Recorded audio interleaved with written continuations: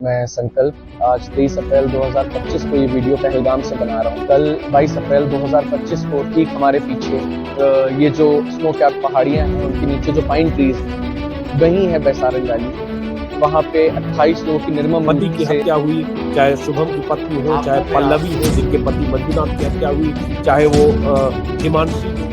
नमस्कार, मैं संकल्प। सुना है कि मैं वायरल हो गया हूँ, पर मुझे नहीं पता कि मैं इस बात को किस तरह से देखूं, क्योंकि मैं एक लेखक हूँ, राइटर हूँ। कविताएं और कहानियाँ लिखता हूँ, सीरीज लिखता हूँ, कहानियाँ कविताएं सुनाता हूँ और हमेशा चाहा कि अपने काम की वजह से जाना जाऊँ। लेकिन पहलगाम में हुए नरसंहार के सर्वाइवर, उससे बच निकलने के लिए जाना जा रहा हूँ। शायद मुझे शहीद होना नहीं था, शायद इसीलिए उस दिन मुझे बैसरन में होना नहीं था। कई सवाल है खुद से जिनके जवाब टटोल रहा हूँ मैं जब से सुना है कि वायरल हुआ हूँ। क्या कहीं उस त्रासदी से जिंदा निकल कर भी खुद में कहीं भीतर घायल हुआ हूँ मैं? इसीलिए कुछ सवाल हैं जो खुद से पूछ रहा हूँ, जिनके जवाब पाने के लिए दिन रात जूझ रहा हूँ।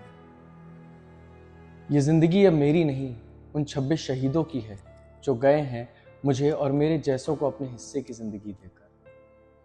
इसीलिए जिंदगी में आवाज है तो जरूरी है पूछना खुद से कि क्या जिंदा हूं मैं?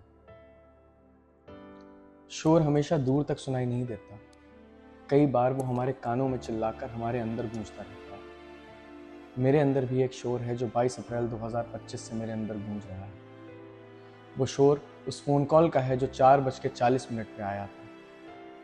पिछले 1.5 घंटे से हमारे परिवार के लोग हमसे कांटेक्ट करने की कोशिश कर रहे थे, फोन नहीं लग रहा था। वो फोन लगाते थे और सन्नाटा सुनते थे। उस सन्नाटे की एक आवाज़ थी जो कह रही थी कि जिस नंबर से आप संपर्क करना चाहते हैं वो अभी नेटवर्क सर्विस क्षेत्र से बाहर है। हम पिछले 3 घंटे से नो नेटवर्क जोन में थे, इसलिए हमारे अंदर भी उनकी चिंता को लेकर एक स्वाभाविक सी चिंता थी। इसीलिए हम भी अपने फोन में नजर गड़ाए बैठे हुए थे। हम उनकी चिंता को दूर करना चाहते थे, लेकिन वो तो सदमे में थे। उस सन्नाटे का सदमा कितना गहरा है ये हमें तब पता चला जब आखिर में उन्होंने मेरी आवाज़ सुनी। मेरी आवाज़ सुनते ही वो कुछ समय के लिए खामोश हो गए।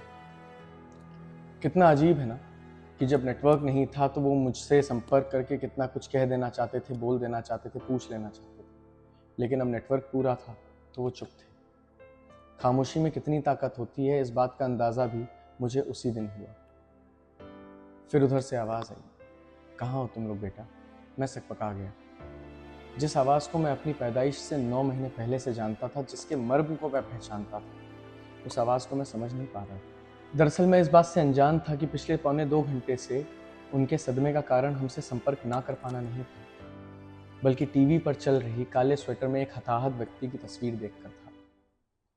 काला स्वेटर पहने घोड़े पर बैठे हुए फैमिली ग्रुप पर भेजी हुई मेरी आखिरी तस्वीर को वो ना जाने कितनी बार टीवी पर चलने वाली तस्वीर के बगल में लगा के देख चुके थे।